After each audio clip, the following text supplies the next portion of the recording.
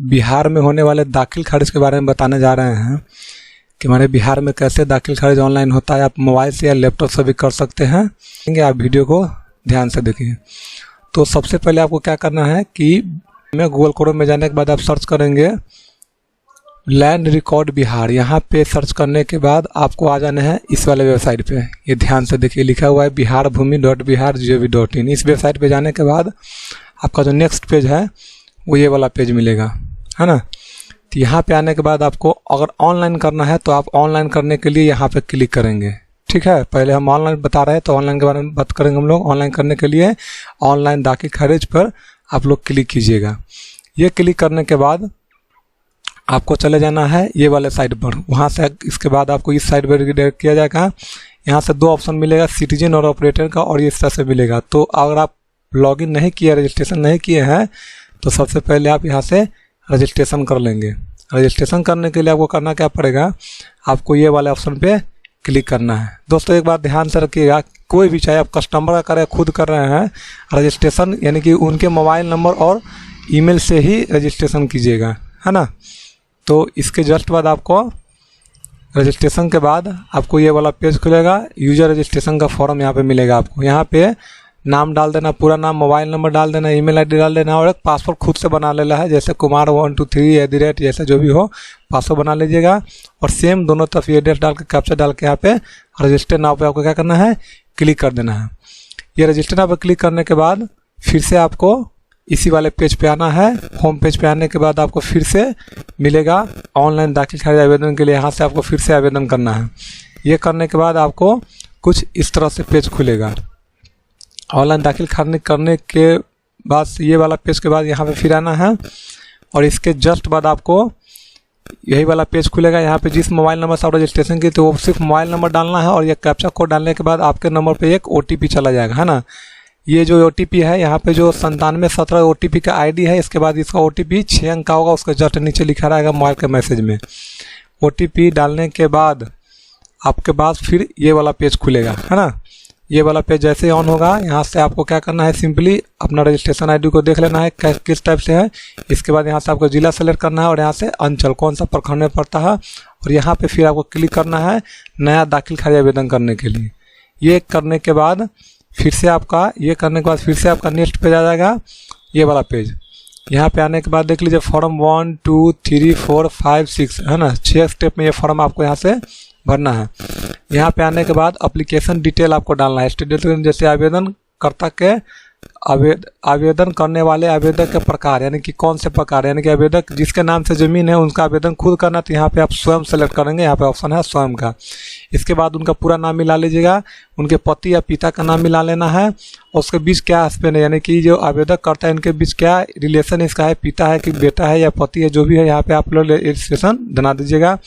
दाखिल खारिज के प्रकार में यहाँ पे सेल एंड परचेस चूज कर लीजिएगा, या जो भी हो, दान का हो तो दान का अलग ऑप्शन आता है, लेकिन फर्स्ट ऑप्शन होता है सेल और परचेस का। ज़्यादा तो जमीन खरीद बिक्री का ही होता है। इसके बाद ईमेल नंबर, मोबाइल नंबर पहले से भरा होगा। फिर यहाँ पे आपको पूरा एड्रेस, फुल एड्रेस डाल लेना है ना। पूरा फुल एड्रेस डाल लेना है। जैसे ग्राम है तो ग्राम लिख दीजिएगा, यहाँ पे भी ग्राम, पोस्ट, अंचल जो भी हो, और थाना जिला है, पिन कोड ये डालने के यहाँ पे सेव मैच करके यहाँ पे सेव एंड नेक्स्ट कर लेना है।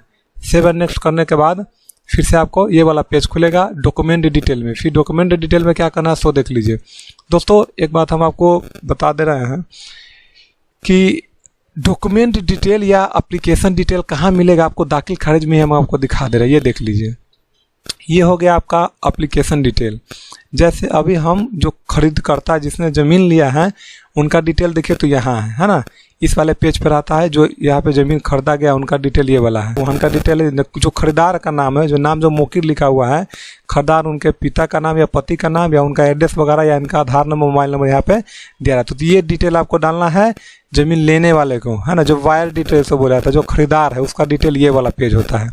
इसके बाद आपका जो बोला है डॉक्यूमेंट डिटेल, तो डॉक्यूमेंट डिटेल आपके फर्स्ट पेज पे ही होता है। यहाँ पे देख सकती है आप डॉक्यूमेंट डिटेल में क्या क्या मांग रहा है सो देख लीजिए। डॉक्यूमेंट डिटेल में आपको मांगेगा कि ज़मीन का डीड नंबर मांगा जाएगा। तो देखिए किसी ज़मीन का डीड नंबर इसके ऊपर ही रहता है यहाँ पे, है ना। केवाला का जस्ट ऊपर डीड नंबर आता है। ये हो गया 24 है तो इसका डीड नंबर हो गया। और यहाँ पे डेट है तो ये वाला डेट हो गया, जिनके नाम से ये नाम हो गया, है ना। आज कितना में ये केवाला लिया गया तो इसका पैसा जस्ट इसका सेकेंड थर्ड वाले पेज पे, इसी पेज पर दिया गया होगा। ये ज़मीन कितना में खरीदाया गया तो यहाँ पे देख लीजिए 1,58,000 में।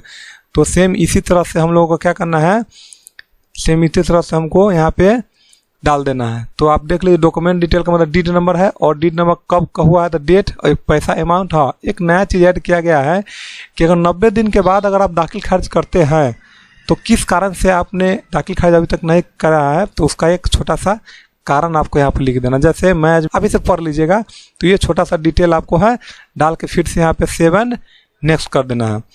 इसके बाद 7 नेक्स्ट करने के बाद आपको फिर ये वाला बायर डिटेल मिलेगा। तो बायर डिटेल हम आपको अभी बता दिए हैं कहाँ से मिलेगा। इसमें क्या डालना है, जो ज़मीन खरीदा है ना, जो खरीदा है उनका नाम, उनके पिता या पति का नाम, उनका रिलेशन क्या है ना, इनके पति यानी कि इनका रिलेशन इसके साथ क्या है वो रिलेशन आपको डाल देना है। उनका जाति कौन सा है तो यहाँ पे जाति डाल देना है।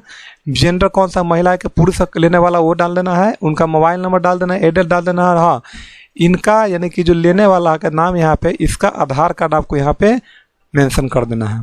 अगर एक से अधिक आदमी खरीदार है तो यहाँ पे भी इसका ऐड करके जोड़ देना है। फिर इसके बाद 7 नेक्स्ट आपको करना है। ये करने के बाद फिर से आपका पेज खुलेगा सेलर डिटेल में, यानी कि ज़मीन जो बेच रहा है ये उनका डिटेल होता है, सेलर डिटेल, बिक्रीकर्ता का। तो ये आपको केवाला में कहाँ मिलेगा, तो किसी भी केवाला के फर्स्ट पेज पे आपको ये उनका डिटेल मिलेगा, देख लीजिएगा।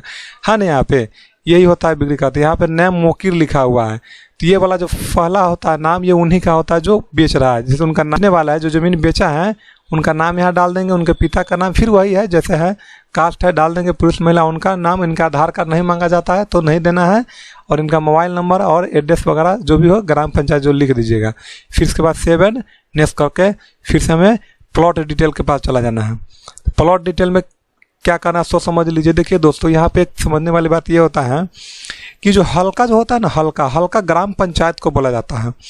तो आपका ग्राम यानी कि आपका जो गांव है किस पंचायत के अंतर्गत आता है ना। अगर आप ग्रामीण इलाका से तो किस पंचायत के अंदर, किस ब्लॉक के अंदर से किस पंचायत के अंदर आता है। तो पहले यहाँ पे देख लीजिए, पहले सब डिस्ट्रिक्ट होता है किस जिला में है, फिर डिवीजन कौन सा है, फिर सर्किल कौन सा, तो सर्किल ये ब्लॉक होता है, उस ब्लॉक के किस पंचायत में आपका ज़मीन है तो ये हल्का होता है। उसको बोला था हल्का मतलब पंचायत सेलेक्ट करना है यहाँ से।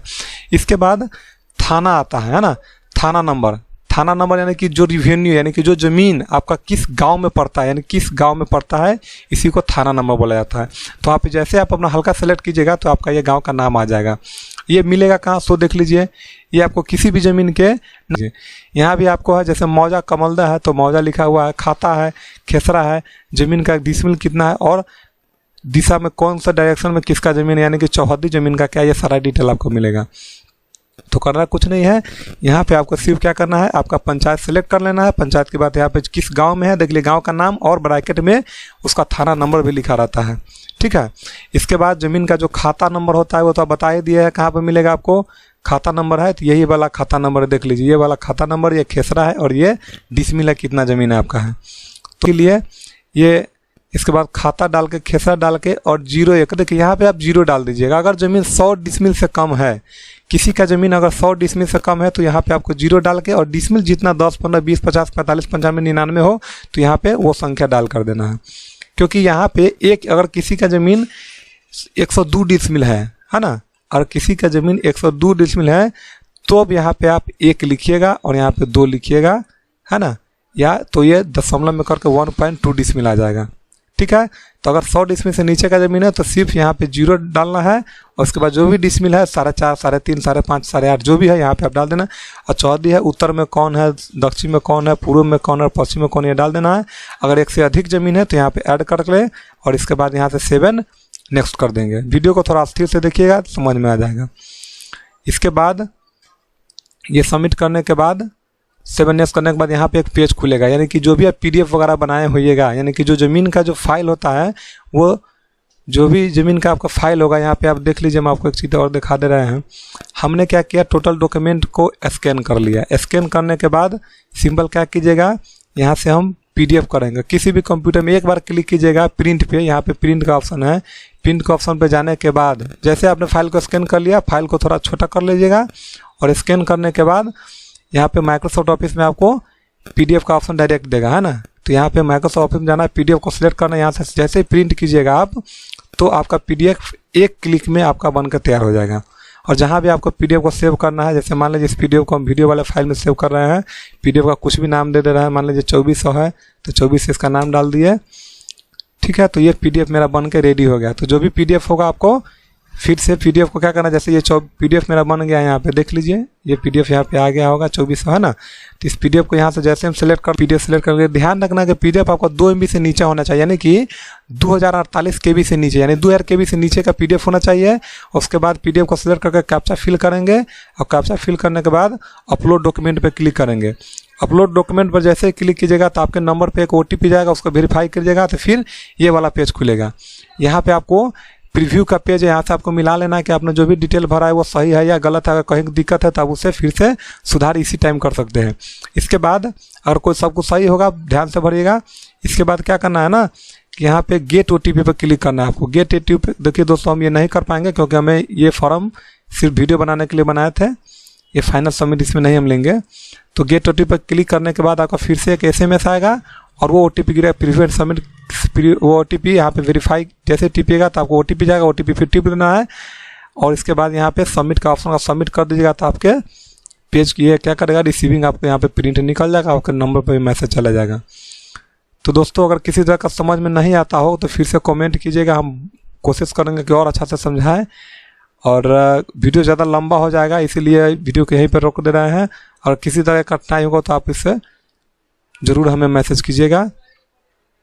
जय हिंद।